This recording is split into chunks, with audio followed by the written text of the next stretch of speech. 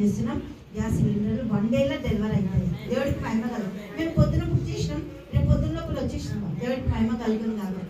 ఏది మనము యాక్సెప్ట్ చేసి తీసుకుంటూనే ఉంటుంది. గ్యాస్ లేదు అని అనొద్దు, గ్యాస్ వస్తుంది అంతే. దేవుడికి మహిమ కలుగును కాక. ఎన్ని పడవల మీద ఎన్ని వాటి మీద వాళ్ళు ఎక్కించి పంపిస్తారంట. మధ్యలో ఎక్కడ బ్లాస్ట్ అవ్వకుండా మీరు మీ ప్రార్థనలో చేయండి.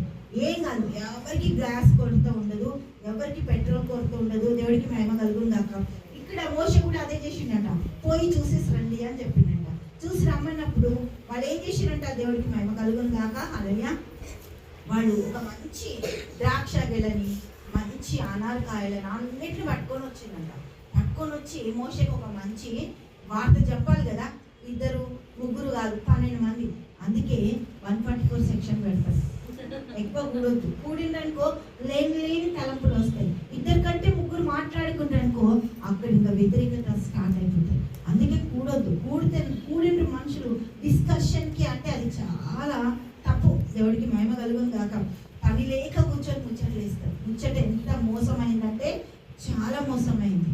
ఆ ముచ్చట్లో నుంచి అన్ని బయటకు వస్తాయి, దయ్యాలన్నీ వస్తాయి బయట. దేవుడికి మహిమ కలుగు. ముచ్చట్లు అస్సలు పెట్టదు. ముచ్చట్లు చాలా మోసకరం. దేవుడికి మహిమ కలుగును కాక. వీళ్ళందరినీ కూడా తీసుకొని వచ్చిందంట.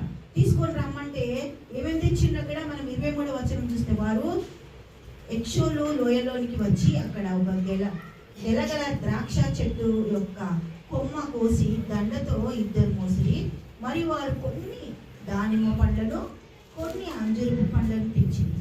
ఇశ్రాయేలు అక్కడ కోసిన ద్రాక్ష గెలలను బట్టి ఆ స్థలమునకు ఎక్షోలు లోయ అని పేరు పెట్టబడింది. వారు 40 దినములు ఆ దేశంలో సంచరించి చూచి తిరిగి వచ్చి అట్లా వారు వెళ్ళి పారాను అరణ్యమందలి కాదేశులోనున్న మోషే ఆరోనుల యొద్దకు ఇశ్రాయేళ్ల సర్వ సమాజముల యొద్దకు వచ్చి వారికి ఆ సర్వ సమాజమునకు సమాచారము తెలియజెప్పి ఆ దేశపు పండ్లు వారికి చూపించి వాళ్ళు చెప్పొచ్చు కదా, చాలా బాగుంది మనం వెళ్ళిపోదాం. పాలు కారుతున్నాయంట. వీళ్ళు పాలు తీసుకోవాల్సిన అవసరం లేదంట, పాలు కారుతున్నాయంట. ఆ దేశంలో తేనె పట్టులకించి ఇట్లా కారుతుందంట. అంత మంచి దేశం, అన్ని పనులు అవన్నీ మనం పోవచ్చు అంటలేదు. గ్యాస్ అయిపోయిందని చెప్తుంది. దేవుడికి మహిమ కలుగుతుందాక. మాట్లాడితే పెట్రోల్ లేదు, మాట్లాడితే మంచి నీళ్ళ మీద పైసలు వెళ్ళిపోయింది. నేను చెప్తుంది కదా న్యూస్. మనమంటే ఓకే అంటాం, సామాన్యులు ఎట్లా కదా, వాళ్ళు భయపడుతుంది. చిన్నగా ఉన్నదాన్ని పెద్ద భూతద్దంలో పెట్టి వాళ్ళు చూపిస్తున్నారు. దేవుడికి మహిమ కలుగును కాక. హల్లెలూయా. అట్లు వారు వెళ్ళి పారాను అరణ్యమందలి కాదేశులోనున్న మోషే ఆరోనులకి 2కి కూడా సమాచారం చెప్పినట్ట. ఆ సమాచారం మరి మోషే ఆరోనులు తీసుకోవట్లేదు. అక్కడున్న కాలేబు, జోషువ కూడా తీసుకోవట్లేదు.